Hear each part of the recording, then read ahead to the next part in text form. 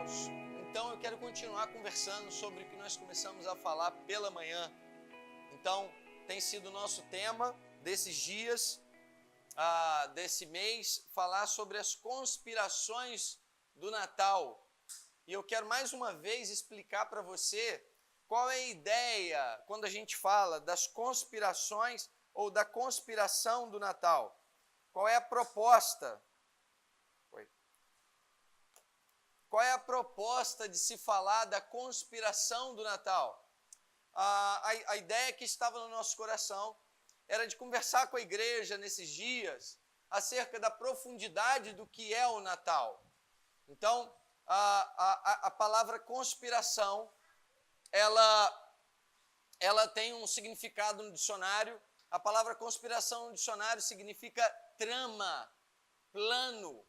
Então, quando eu passo a entender o significado da palavra conspiração dentro da proposta, a gente passa a entender que o Natal foi sim um plano, o Natal foi uma trama, o Natal foi propositivo, o Natal foi pensado desde a eternidade.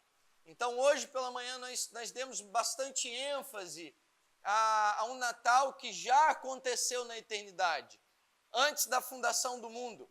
Então, quando a gente olha para o Natal, quando a gente olha para o nascimento de Jesus, a gente olha para trás, a gente olha para um tempo onde não tinha tempo. E quando a gente começa a viver o Natal como eternidade, eu passo a dar outro significado ao Natal. Eu passo a entender o Natal com uma profundidade um pouco maior.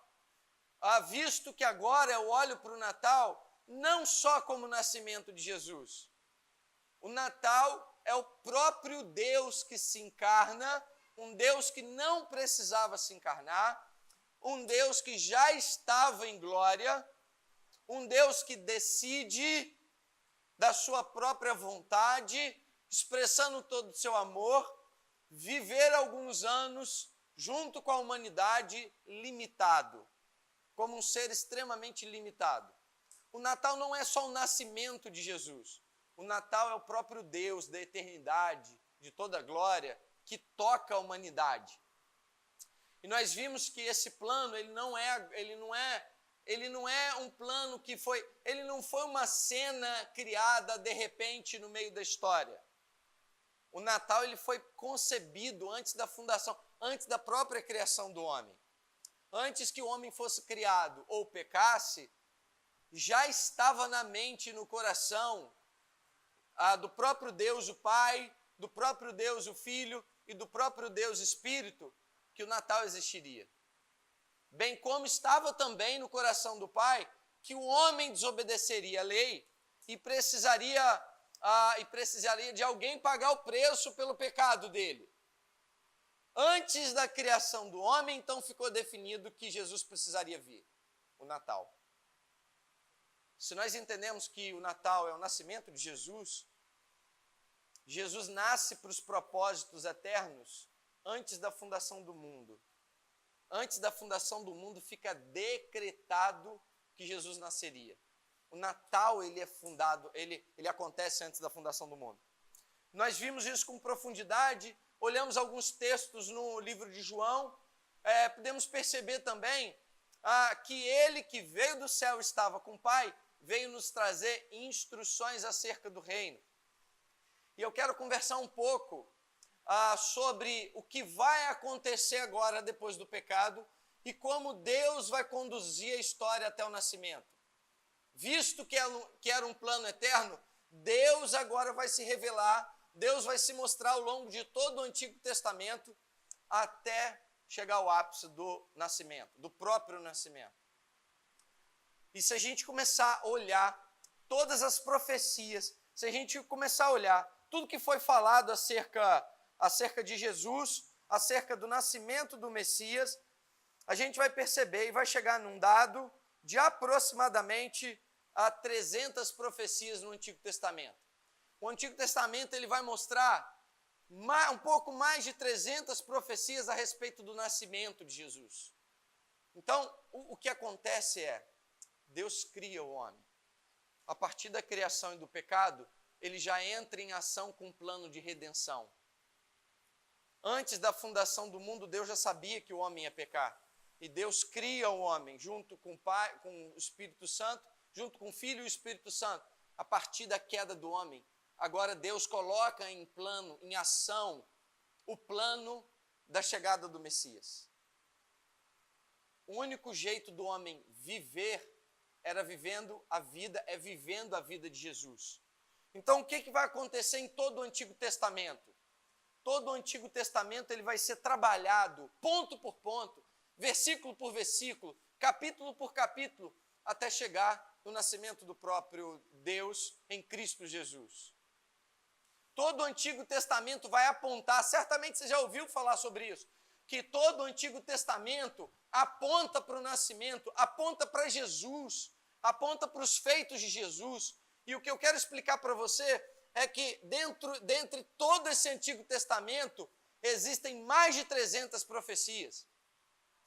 E algumas pessoas resolveram fazer algumas contas para ver se você entende um pouco do que é o acontecimento do nascimento de Jesus. Dois caras, Peter e Newman, dois cientistas, eles publicaram numa revista e eles calcularam, fizeram cálculos matemáticos para tentar achar o valor do que seria a probabilidade de eu pegar aleatoriamente das 300 profecias acerca de Jesus e isso acontecer. Eu vou tentar te explicar de novo.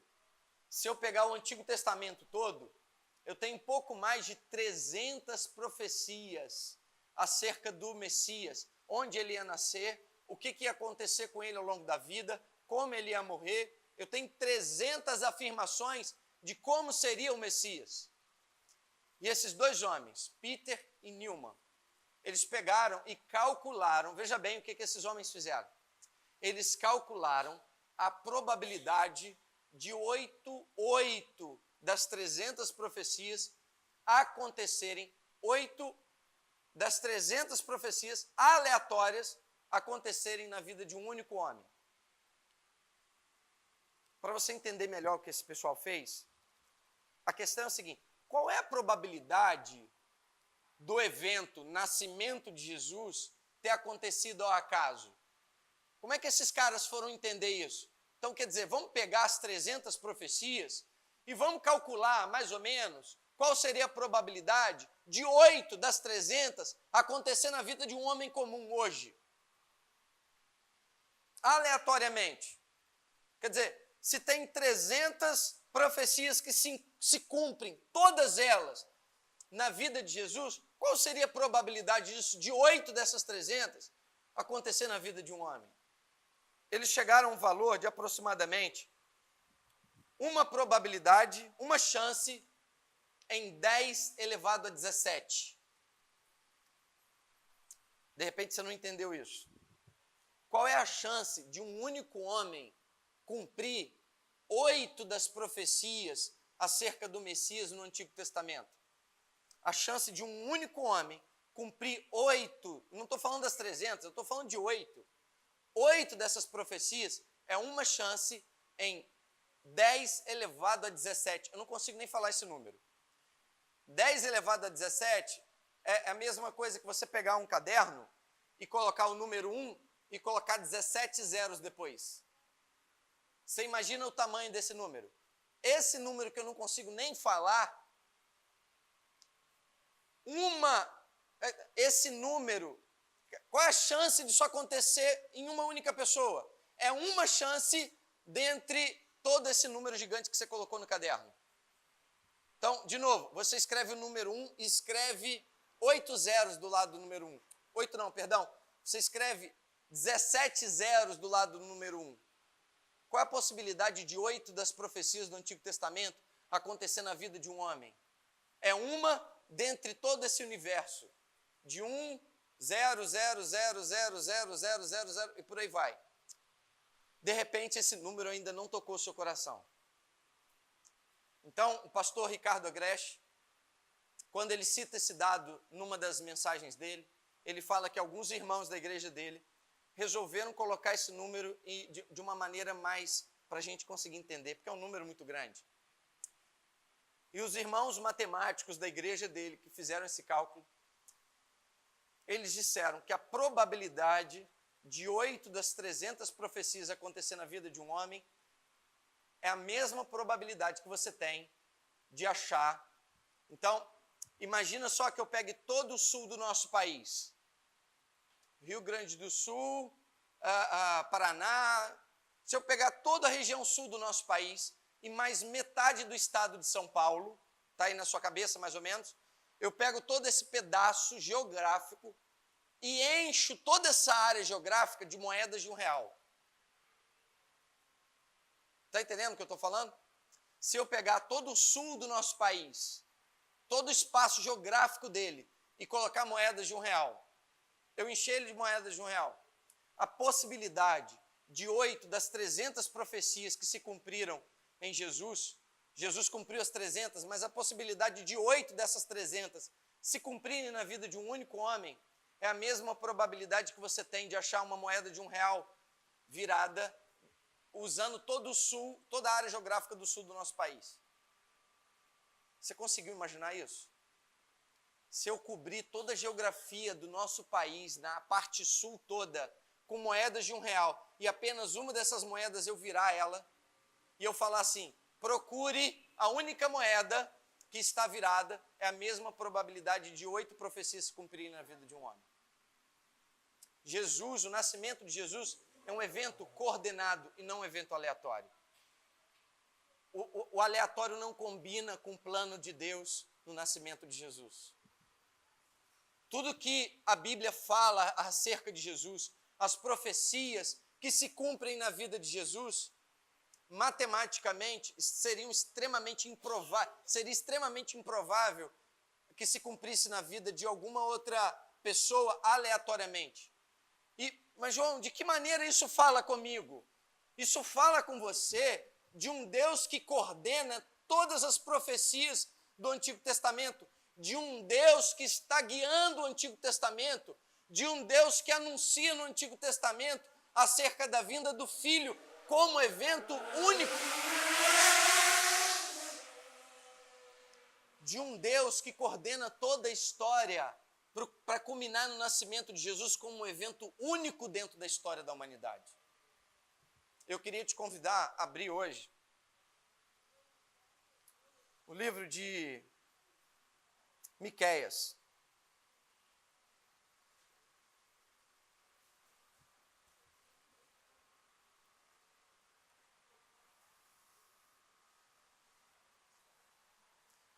Miqueias, capítulo 5.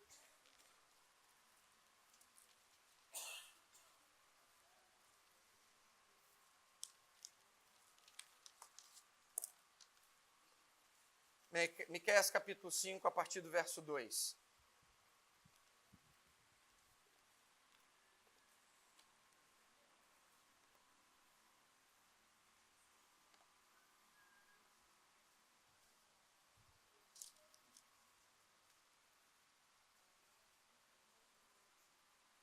Miqueias, capítulo 5, a partir do verso 2. Olha essa profecia acerca de Jesus. A palavra de Deus diz assim para nós: E tu, Belém, Efrata, pequena demais para figurar como grupo de milhares de Judá, de ti me sairá o que há de reinar em Israel, e cujas origens são desde os tempos antigos, desde os dias da eternidade. Olha o que o texto de Miqueias está dizendo. Verso 3, porquanto o Senhor os entregará até ao tempo em que está em dores, tiver dado, essa que está em dores, tiver dado a luz, então o restante dos seus irmãos se voltará aos filhos de Israel. Verso 4, ele se manterá firme e apacentará o povo na força do Senhor, na majestade do nome do Senhor, seu Deus, e eles habitarão seguros, porque agora será ele engrandecido até os confins da terra. Verso 5, e este será a nossa paz. só para você entender o contexto histórico desse texto em Miqueias, o que está acontecendo aqui é um avanço militar. O rei da Síria está avançando dentro das terras de Israel, está avançando com as suas tropas e cercando Judá e Jerusalém. Samaria foi invadida. O povo estava em grande aflição. O reino de Israel estava destruído, devastado. As perspectivas em relação ao futuro do povo de Deus estavam comprometidas no contexto desse texto. E o reino de Judá começa a se revoltar contra a Síria, mas Jerusalém acaba sendo cerco militar. E aí vem o profeta e diz isso. Quando não há expectativa, quando as possibilidades de uma mudança pareciam completamente improváveis, o profeta vai e começa a pregar esse texto. E eu queria olhar para alguns detalhes desse texto junto com você. Eu queria começar logo no primeiro verso, na verdade, de número 2. E o verso de número 2 começa assim: E tu, Belém Efrata, pequena demais para figurar como grupo de milhares de Judá, de ti me sairá o que há de reinar em Israel. Se a gente olhar para esse texto, e em paralelo a ele, eu quero convidar você para olhar Mateus, de repente projetar vai ficar mais fácil. Mateus capítulo 2, do verso 1 ao 6. Então, Miqueias, mais de 400 anos antes da vinda de Jesus, 700 anos antes da vinda de Jesus, está falando que de uma pequena cidade vai nascer alguém que vai trazer paz. De uma cidade insignificante. Eles estão cercados pela tropa da Síria, irmãos. Eles estão falando em redenção de uma cidade completamente improvável que pudesse vir. E se você olhar então agora Mateus, capítulo 2, você vai perceber o início do texto dizendo assim: disse que depois que Jesus nasceu em Belém da Judéia, nos dias de Herodes. Então, o texto vai nos dizer que Jesus nasceu em Belém. E ele continua: magos vindo do Oriente chegaram a Jerusalém e perguntaram: onde está o recém-nascido rei dos judeus? Vimos a sua estrela no Oriente e viemos adorá-lo. O texto continua: quando o rei Herodes ouviu isso, ficou perturbado e com ele toda Jerusalém. Tendo reunido todos os chefes, os sacerdotes do povo e os mestres da lei, perguntaram-lhes onde devia nascer o Cristo. Olha a resposta. E eles responderam: em Belém da Judéia, pois assim escreveu o profeta. Mas tu, Belém, da terra de Judá, de forma alguma és a menor entre as principais cidades de Judá, pois de ti virá o líder, como pastor conduzirá a Israel. Ao longo da história a gente vai perceber Deus usando pequenos começos. E no texto aqui de Miqueias, Deus conduz a história até a profecia de Miqueias, trazendo a solução de um lugar onde seria completamente improvável dentro das condições e do contexto em que Deus apresenta. Irmãos, a gente falou aqui do nascimento de Jesus como um evento coordenado. Jamais o nascimento de Jesus, o Natal, a conspiração do Natal poderia ser um acontecimento aleatório. Deus está coordenando isso. E no meio dessa história onde Deus está coordenando, ele traz uma profecia de uma região extremamente pequena, uma região improvável, vai vir o rei. Ninguém jamais imaginou que no contexto de Malaquias, de Miqueias, quando pregava, acreditaria que diante do cerco militar do rei da Síria, pudesse vir solução de Belém. Mas esse é o Deus que está cuidando da história. Do improvável. Do meio do improvável. Eu queria que você pudesse imaginar essa profecia num momento em que o povo estava completamente cercado e sem nenhuma esperança. Então, se eu pudesse trazer isso para você entender de alguma maneira, eu diria assim: o Brasil está cercado. E se eu dissesse para você, olha, a solução vai vir de uma grande cidade, a solução vai vir de uma cidade dentro do Brasil inteiro, certamente nós pensaríamos em cidades maiores. São Paulo, de repente, a maior cidade que tem no Brasil. Mas e se eu dissesse assim, do meio do Brasil todo, a solução vai vir de uma cidade pequena, no norte do estado do Rio de Janeiro, chamada Itaperuna? A mesma sensação que você teve de, não tem como. Como que alguém do meio de Itaperuna vai trazer a solução, ou vai salvar o nosso... Isso é extremamente improvável. A mesma sensação que o povo teve quando Miqueias trouxe a profecia. E do improvável, crendo num Deus que está coordenando a história, ela acontece. De Belém. Quem ia imaginar que o rei pudesse nascer de Belém? O Deus que nós cremos que está dirigindo a história, que está confabulando o Natal, que está criando as expectativas, que está coordenando a história, que está conduzindo a história, e não criou o homem e o abandonou, mas a partir da criação e da queda do homem, agora é um Deus que trabalha, mesmo nos improváveis, para que a profecia se cumpra, para que o nascimento aconteça. E esse texto de Miqueias é muito rico, porque ele continua para nós. Do improvável, Deus traz a solução. Deus usa o pequeno e frágil para manifestar a sua grandeza e o seu poder. De um lugar que ninguém jamais pudesse imaginar que viria, Deus se mostra Deus agindo do improvável. Ele revela a sua grandeza e poder, ele revela a sua mão na condução da história, trazendo o improvável na cara do povo. Quando a profecia é dada, ninguém acredita, irmãos. E qual é a lição que a gente pode trazer disso? É a lição de um Deus que está guiando a história, que está conduzindo a história, e que mesmo usando o improvável, ele se revela. Obrigado, Filipe.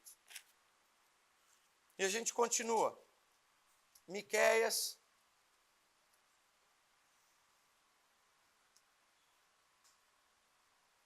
O texto continua.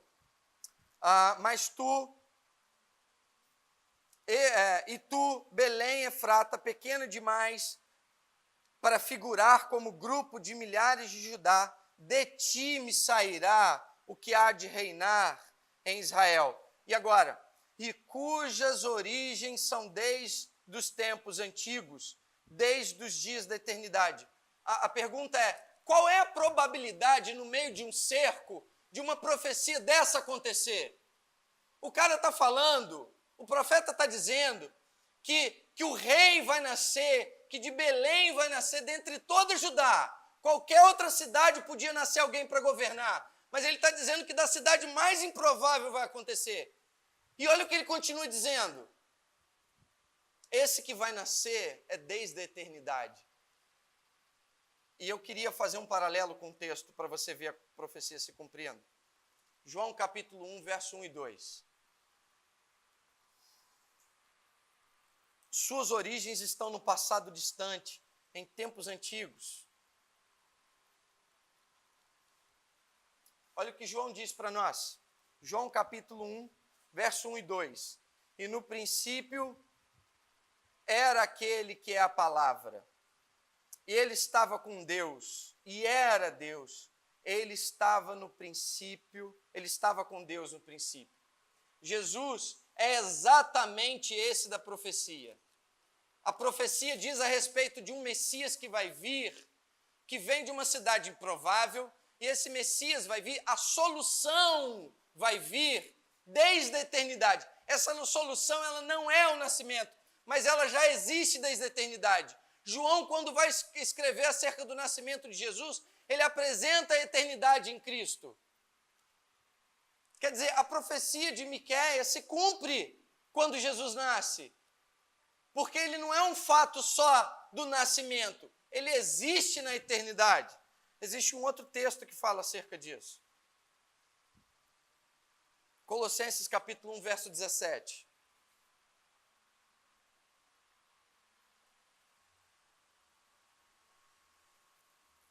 Colossenses capítulo 1, verso 17.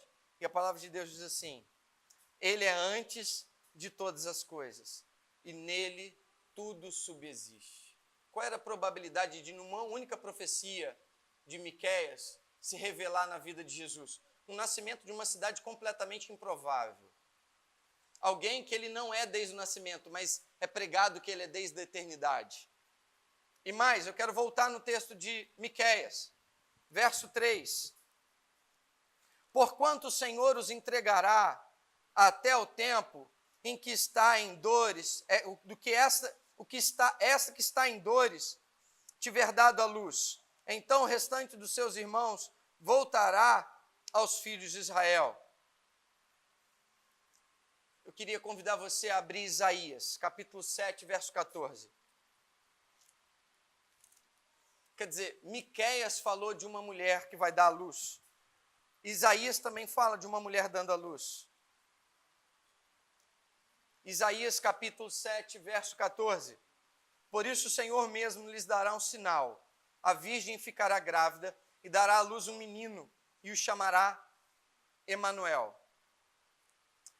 O que Jesus está falando, o que o texto está nos ensinando, o que Miqueias está profetizando, é que depois de algum tempo uma mulher vai dar à luz e dela vai ser a solução. Miqueias está profetizando no meio de uma circunstância improvável. E no meio do improvável ele prega e aponta para Jesus. Uma outra profecia muito parecida também aponta para Jesus. E quando a gente vai ver na história de Jesus, sim, a mãe de Jesus, Maria, virgem. E nela é gerada o nosso Redentor. Nela é gerado Jesus. O improvável, irmãos. Eu queria que você olhasse tudo isso que eu tenho falado como improvável acontecendo na vida do Messias. Jesus não é um evento aleatório. Jesus é um evento coordenado. Jesus é um evento planejado. É por isso que eu tenho refletido muito sobre a ideia da conspiração do Natal. A profundidade de um Deus que tem cuidado da história, de um Deus que tem manifestado na história os teus propósitos.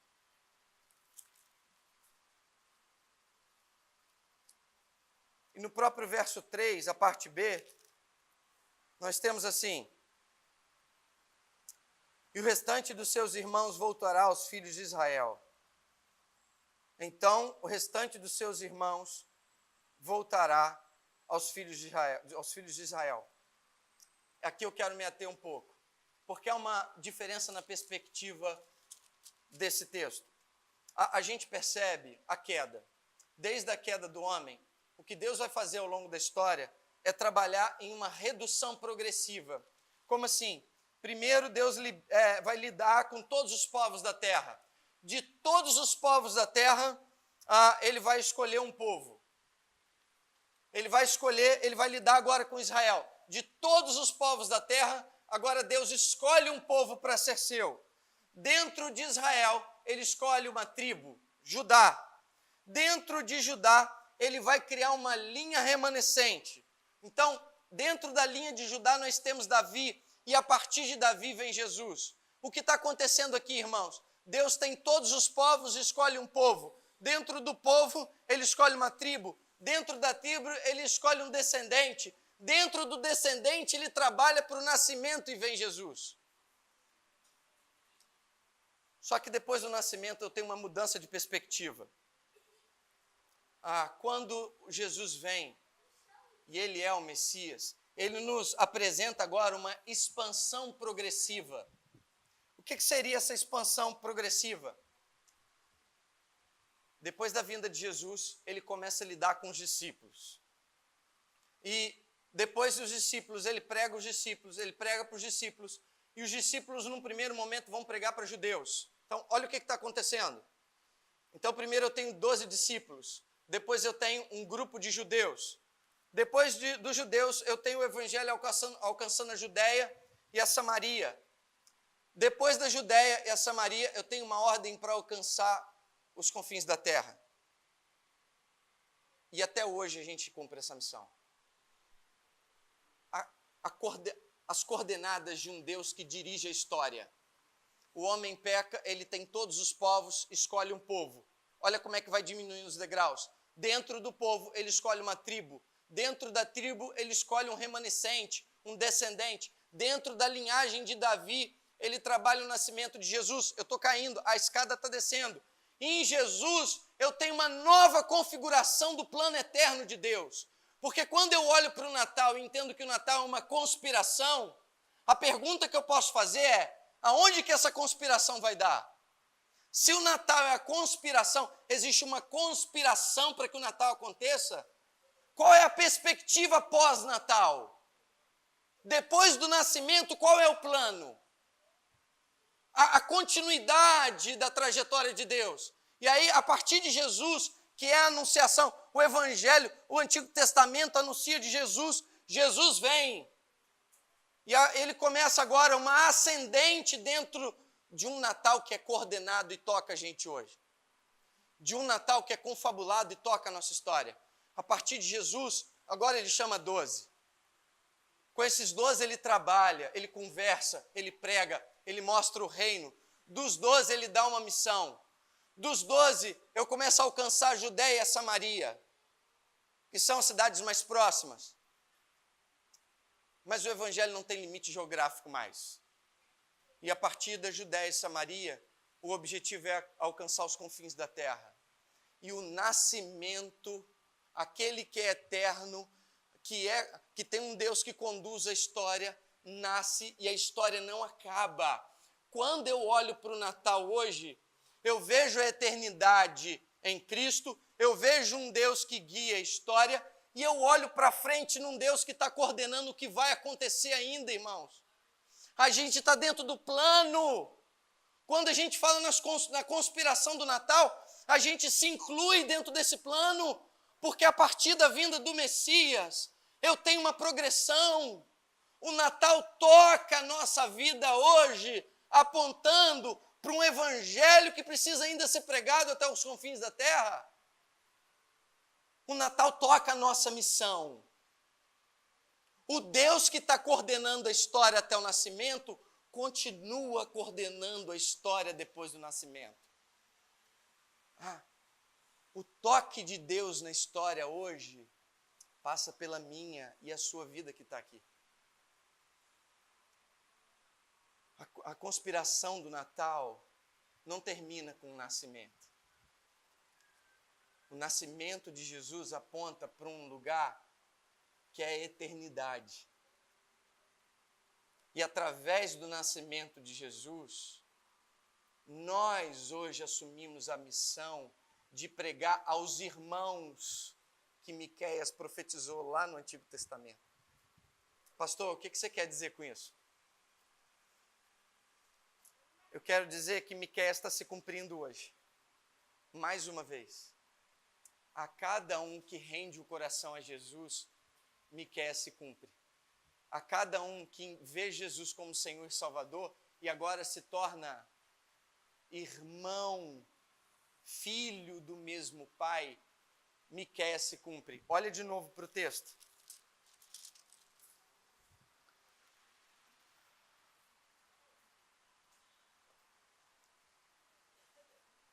Olha de novo para o texto, verso 3.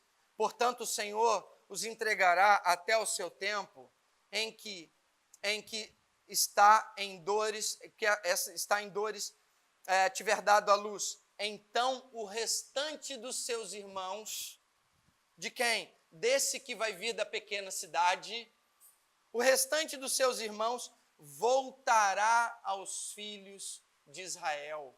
Ele vem, cumpre a profecia, e nós continuamos cumprindo essa profecia a cada um que volta a ser filho de Israel.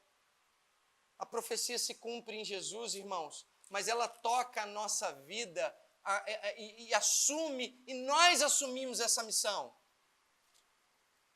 de continuar levando o evangelho até os confins da terra. Deus coordena a história até Cristo. Em Cristo se cumprem as profecias. E agora, a partir de Cristo, a gente anuncia o próprio evangelho. A gente anuncia o evangelho até os confins da terra. Verso 4 e verso 5, eu já estou acabando. Ele se estabelecerá e os pastoreará na força do Senhor, na majestade do Senhor, o seu Deus. Jesus é aquele que vem, que cumpre um Natal que estava planejado e agora assume a posição de nosso pastor. O que eu quero dizer para você essa noite é que o Deus que criou desde a eternidade e planejou o Natal, coordenou a história até Jesus e continua coordenando a história após Jesus. Agora nós, como servos do Senhor Jesus, nós continuamos a história dele. Nós continuamos fazendo parte dessa trama do que é o Natal. Irmãos, eu quero dizer para você que um dia, quando a gente chegar na eternidade e nos for contada a história do Natal, o nosso nome vai passar por essa história. Jesus veio para que hoje, 2000 anos depois, nós tenhamos vida. E não só nós tenhamos vida, mas que nós continuemos a anunciar a vida para aqueles ainda que estão vindo, para aqueles a quem ainda estão no nosso meio. A progressão da história. Um Deus que tem dirigido a história até o nascimento, mas que continua conduzindo a história até a eternidade. O nascimento de Jesus aponta para nós a eternidade como fim. O nascimento não é um fim nele mesmo. Olhe para o Natal não como uma perspectiva momentânea, mas como um plano eterno de redenção do homem. A nossa história é contada em Miqueias. E ele nos pastoreará, a palavra de Deus diz. E eu quero trazer alguns pontos para você refletir. Deus tem usado o pequeno e o frágil para manifestar a sua grandeza e o seu poder. Ele tem conduzido a história. Ele tem se revelado no mais dos improváveis que você pode imaginar. Deus usa o pequeno para se manifestar, mas também nós temos a compreensão que o verdadeiro Natal, ele passa pelo entendimento de um desafio engajado na missão. Eu entendo o Natal hoje não só como nascimento, mas eu olho para ele como missão para a minha vida. A progressão dos confins da terra começa a partir do nascimento, mas continua com a vida de quem se prontifica a continuar a missão, continuar pregando a respeito de alguém que veio em nosso favor. O Natal nos lembra que vivemos o já e o ainda não do reino de paz. Um reino que vai se estabelecer, e nós podemos conversar isso hoje pela manhã. Um reino que não se finda nesse tempo. A nossa história, irmãos, ela não está jogada ao aleatório. Jesus não chamou você porque você era legal. Existe um plano a respeito de você. O Natal é a apresentação do Messias para que você continue a missão que ele começou. Ele inaugura um novo reino, que vai continuar com os discípulos, que vai continuar com aqueles que creram em Judéia e Samaria, que vai continuar com aqueles que creram nos confins da terra, que continua com aqueles que creem ainda hoje. O Natal é sim conspirado, confabulado, tramado pelo nosso Deus. E que o Senhor nos abençoe. E continue usando a nossa vida para a progressão dessa história. E continue usando a nossa vida para estabelecer o reino dele. O plano dele é eterno com o estabelecimento do reino. E nós fazemos parte desse plano. Que Deus abençoe a sua vida.